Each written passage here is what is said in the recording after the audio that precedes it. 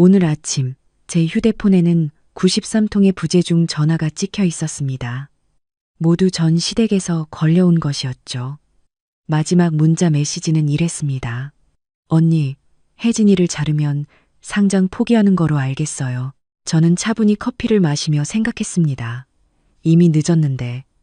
왜냐하면 바로 그 순간 혜진 씨는 제가 파놓은 함정에 완벽하게 걸려들고 있었으니까요. 제 이름은 강지우입니다. 나이는 40이고요. 테크피아라는 IT 기업의 최고 재무 책임자입니다. 쉽게 말하면 CFO죠. 이 회사는 제가 7년 전 공동 창업한 곳이고 지금은 직원 250명에 연매출 800억 원 규모로 성장했습니다. 그리고 다음 달이면 드디어 코스닥에 상장할 예정이었어요. 모든 게 순조로웠습니다. 아니, 순조로워 보였다는 게 정확한 표현이겠네요. 문제는 3년 전으로 거슬러 올라갑니다. 저는 당시 결혼 5년 차였고 남편 민호 씨와는 대학 동기였죠. 그런데 어느 날 남편의 후배였던 여자와의 문제가 터졌습니다. 상세한 얘기는 생략하겠습니다. 어쨌든 저희는 조용히 이혼했고 저는 위자료나 재산 분할 같은 건 요구하지 않았어요. 그냥 깔끔하게 정리하고 싶었거든요. 이혼 후 저는 일에만 몰두했습니다. 덕분에 회사는 급성장했고 저도 CFO 자리까지 올라갔죠. 개인적인 상처는 일로 치유했다고 할까요?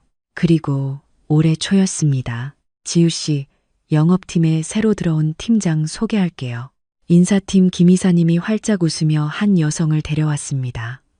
30대 중반쯤 보이는 샤프한 인상의 여성이었죠. 안녕하세요. 박혜진입니다. 잘 부탁드립니다.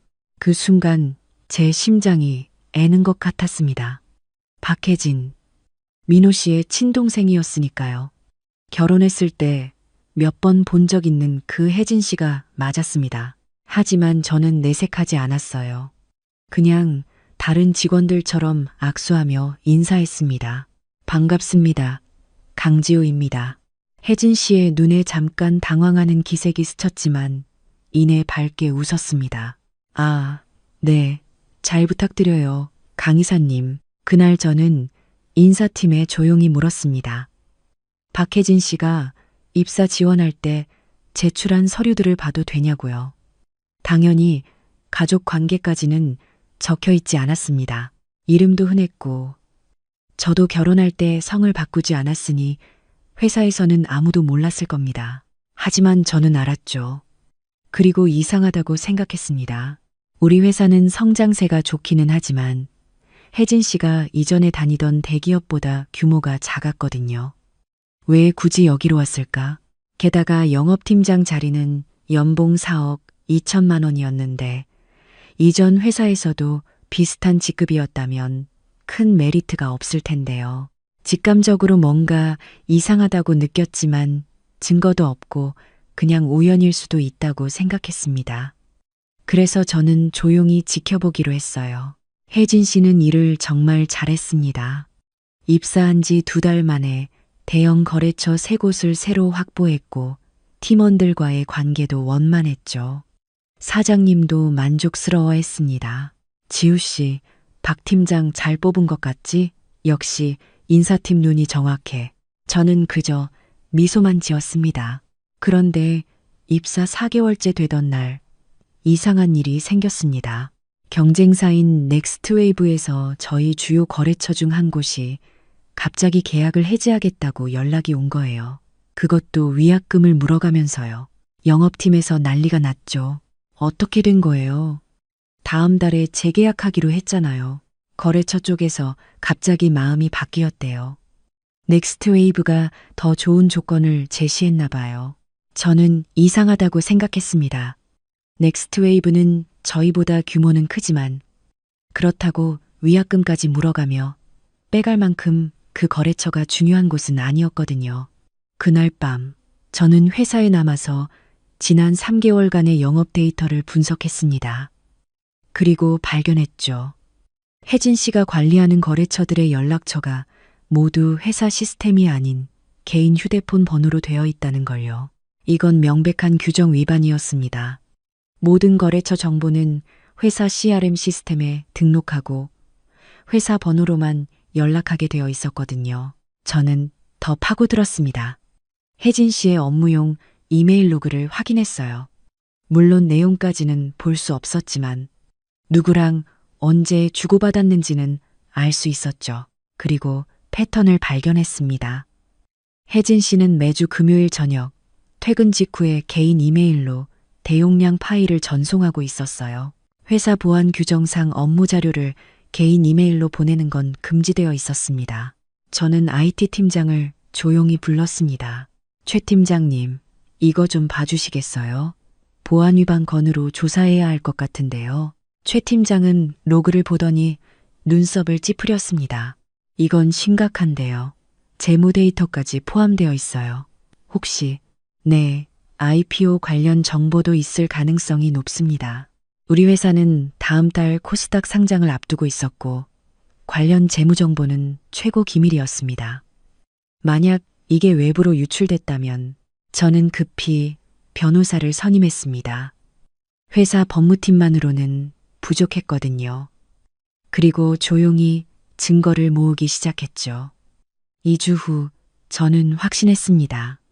혜진 씨는 넥스트웨이브에 정보를 팔고 있었어요. 대가로 받은 돈은 비트코인으로 세탁되어 혜진 씨의 계좌로 들어왔죠.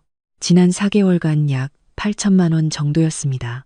더 충격적인 건 넥스트웨이브의 투자 담당 이사가 바로 제 전 남편 민호 씨의 대학 선배라는 사실이었습니다. 모든 퍼즐이 맞춰졌어요. 혜진 씨는 처음부터 계획적으로 우리 회사에 들어온 거였습니다. 오빠인 민호 씨를 위해서요. 아마도 민호 씨가 그 투자사에서 성과를 내야 했던 모양이었죠. 저는 분노했습니다. 하지만 동시에 침착해야 한다는 걸 알았어요. 감정적으로 대응하면 오히려 저만 손해였으니까요. 그래서 저는 함정을 파기로 했습니다.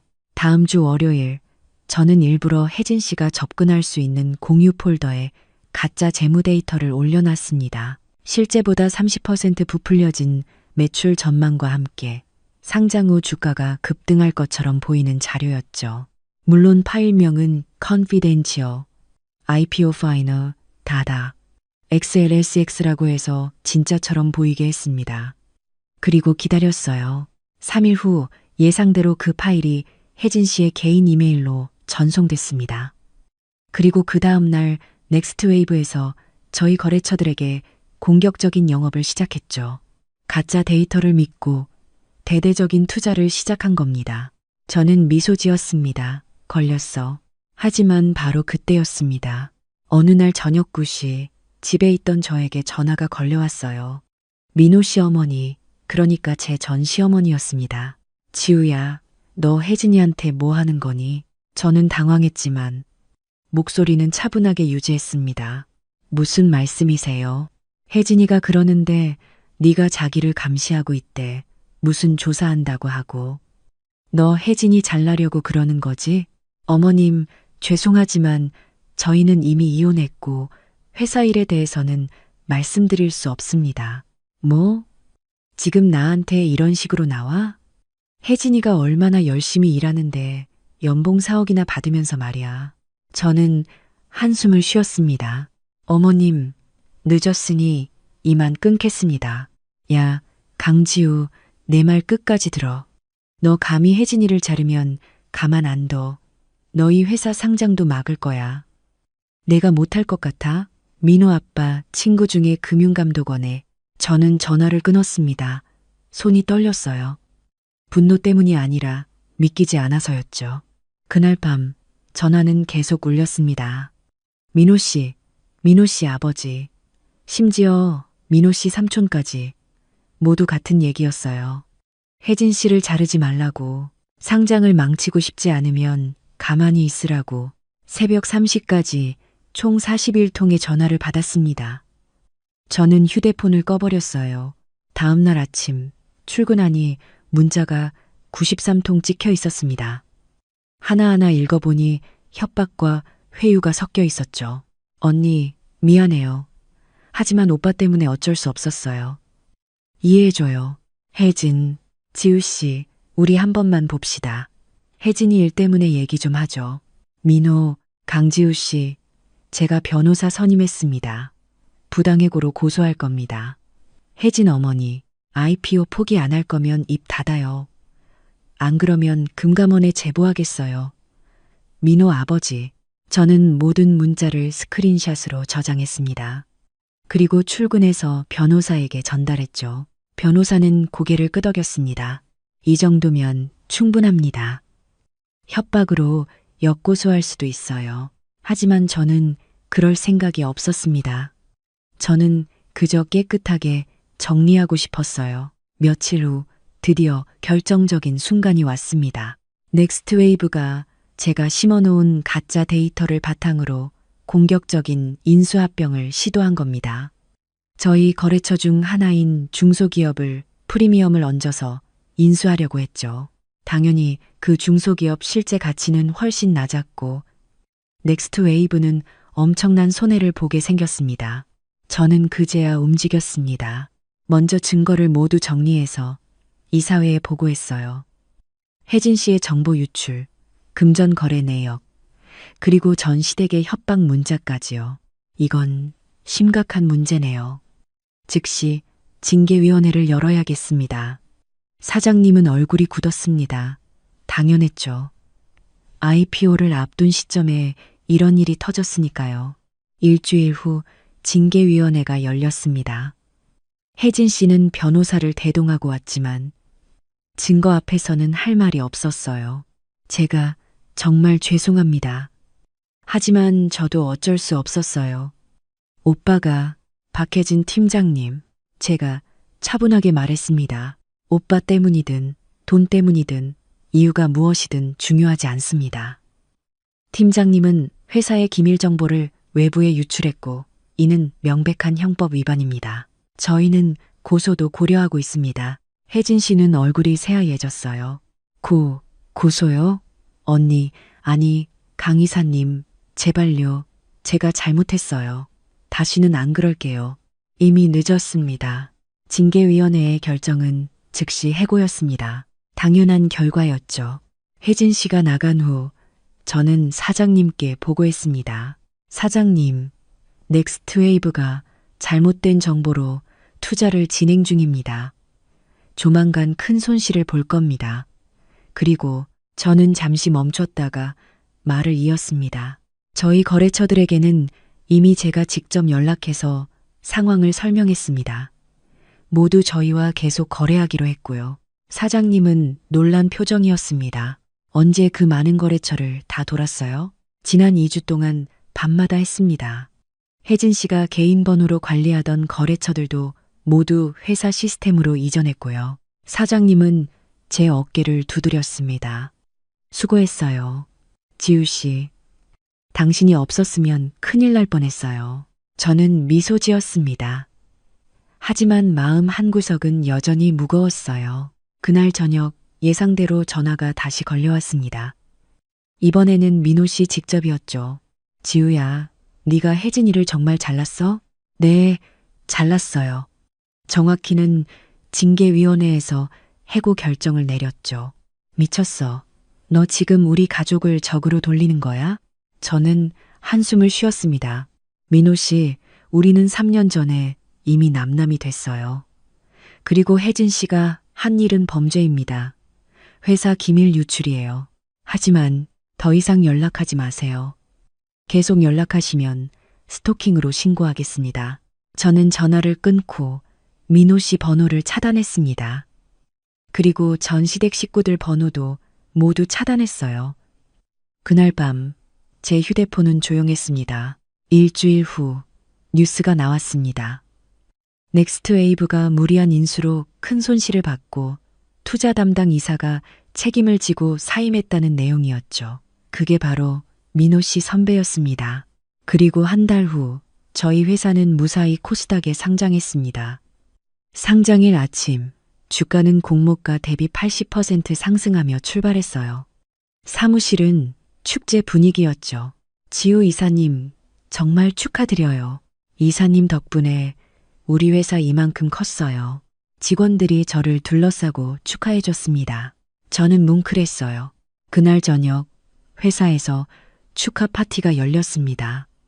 사장님이 건배 제의를 했죠. 여러분, 오늘 이 자리에 올 수 있었던 건 모두 여러분 덕분입니다. 특히 강지우 이사님께 감사드립니다. 어려운 시기에 회사를 지켜주셨어요. 모두가 박수를 쳤습니다. 저는 얼굴이 빨개졌어요.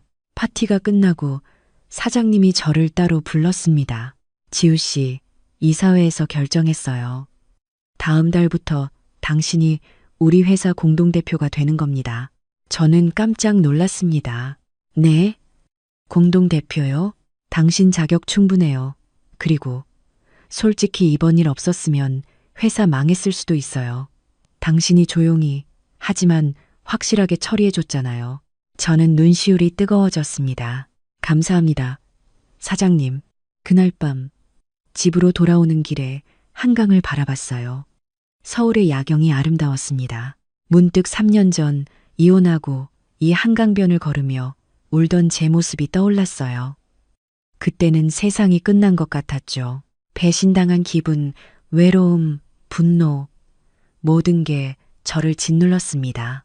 하지만 지금은 달랐어요. 저는 제 발로 일어섰고 제 힘으로 성공했습니다. 그리고 깨달았죠. 복수는 시끄럽게 하는 게 아니라 조용히 성공하는 거라는 걸요. 혜진 씨는 결국 잘못된 선택의 대가를 치렀습니다. 저는 그저 제가 해야 할 일을 했을 뿐이에요. 감정적으로 대응하지 않았고 증거를 모았고 합법적으로 처리했습니다. 며칠 후 우편함에 편지가 한 통 있었어요. 혜진 씨였습니다. 편지에는 이렇게 쓰여 있었죠. 언니, 정말 죄송합니다. 제가 너무 어리석었어요. 오빠 말만 믿고. 언니 회사에 들어가면 쉽게 정보를 얻을 수 있을 거라고 했어요. 그런데 언니가 그렇게 철저할 줄 몰랐어요. 그리고 함정까지 파놓으셨을 줄은 제가 너무 우습게 봤습니다. 이제 저는 어떤 회사도 절 안 뽑아요. 업계가 좁아서 소문이 다 퍼졌거든요. 제 인생 망친 건 언니가 아니라 제 자신이라는 걸 알아요. 다시 한번 죄송합니다. 저는 편지를 접었습니다. 그리고 쓰레기통에 버렸어요. 더 이상 그들은 제 인생에 없었으니까요. 대신 저는 앞을 봤습니다. 공동대표로서 회사를 더 키울 계획, 새로운 사업 아이템, 그리고 언젠가는 다시 누군가를 사랑할 수 있을지도 모르겠다는 희망까지요. 어제 저녁 대학 동기인 수진이가 전화했어요. 야, 지우야. 나 뉴스에서 봤어. 네 회사 대박 났더라. 축하해. 고마워. 수진아. 그나저나 너 진짜 대단하다. 조용히 일만 하더니 이렇게 성공할 줄 몰랐어. 민호 그 새끼 지금 후회하고 있을걸? 저는 웃었습니다. 글쎄, 내가 왜 그 사람 생각을 해? 그러게, 너 요즘 사귀는 사람 있어? 아니, 아직은. 에이, 거짓말. 너 같은 성공한 여자한테 남자들이 얼마나 많이 꼬이는데. 진짜 없어. 나 요즘 일만 해. 너무 일만 하지 마. 너도 이제 40인데 행복도 챙겨야지. 수진이 말이 맞았어요. 저는 그동안 성공하는 것에만 집중했지. 행복은 잘 몰랐죠. 하지만 이제는 알 것 같습니다. 행복은 누군가를 이기는 게 아니라 제 자신을 사랑하는 거라는 걸요. 그리고 저는 지금 제 자신이 정말 자랑스럽습니다. 오늘 아침 출근길에 커피를 사는데 바리스타가 물었어요. 손님, 오늘 기분 좋아 보이시는데요. 저는 활짝 웃었습니다. 네, 정말 기분 좋은 하루예요. 그리고 정말로 그랬습니다. 회사에 도착하니 직원들이 저를 보고 인사했어요. 대표님, 좋은 아침입니다. 대표님, 아직도 어색하지만 기분은 좋았습니다. 사무실에 들어가니 책상 위에 꽃다발이 놓여 있었어요. 카드에는 이렇게 쓰여 있었죠. 지우 대표님, 축하합니다. 항상 응원하겠습니다. 직원 일동, 저는 또 눈물이 날 것 같았습니다. 하지만 이번엔 슬픔이 아니라 감사함 때문이었어요. 점심시간 인사팀 김 이사님이 제 방에 들어왔습니다. 대표님, 영업팀 새 팀장 후보자들 서류 검토 부탁드립니다. 아, 네, 알겠습니다. 혜진 씨 자리를 채울 새 팀장이었죠. 저는 서류를 꼼꼼히 봤습니다. 이번에는 실수하지 않을 겁니다. 그리고 서류 중에서 한 명을 골랐어요. 경력도 좋고 추천서도 훌륭했지만 무엇보다 면접에서 정직해 보였던 사람이었습니다. 이분으로 하죠. 좋은 선택이십니다, 대표님. 저녁 퇴근하면서 한강변을 다시 걸었습니다. 3년 전 그날처럼요. 하지만 이번엔 울지 않았어요. 대신 미소 지었습니다. 제 휴대폰이 울렸습니다. 모르는 번호였지만 받았어요. 여보세요? 강지우 대표님이신가요? 저는 코리아 타임즈 기자 이민석입니다. 인터뷰 요청드리려고 연락드렸는데요. 인터뷰요? 네, 저희가 40대 여성 CEO 특집 기사를 준비 중인데 대표님 이야기가 꼭 필요할 것 같아서요.